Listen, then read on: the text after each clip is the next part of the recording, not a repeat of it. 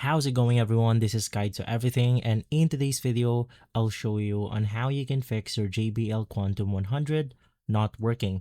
The first thing that you want to do is to head over to your Windows 11 or your computer, and from here just basically make sure that your audio output is the JBL speaker or your JBL headphones.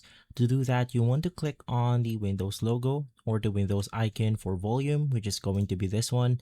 In here, just click on the volume icon. Once inside this page, you then want to select the JBL Quantum 100.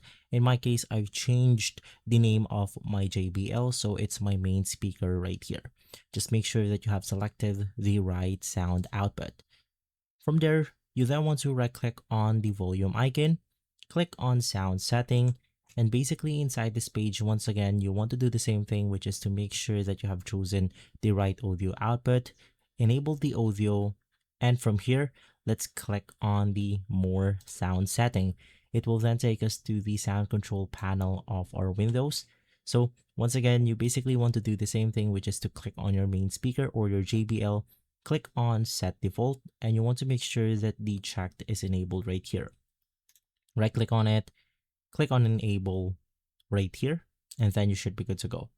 Now, the other thing that you can do is to change the frequency or hertz of your JBL. So right click on the JBL icon, click properties, and in here, click advanced. You want to make sure that you are using the 24-bit 48,000 hertz studio quality.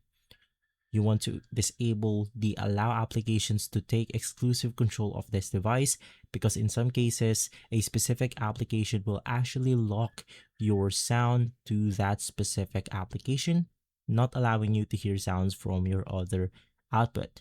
In here, just also make sure that the enable audio enhancements is disabled.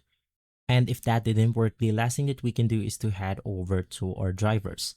So you want to right click on your Windows logo, click Device Manager, and then you want to look for your audio drivers. So it's going to be inside the audio inputs and outputs. Select your audio output. In our case, it's going to be the main speaker. Right click on it, click Update Drivers, and then you can automatically search for your drivers online. If this video has been helpful, leave a like, subscribe, and follow Guide to Everything for more videos like this. Thanks for watching.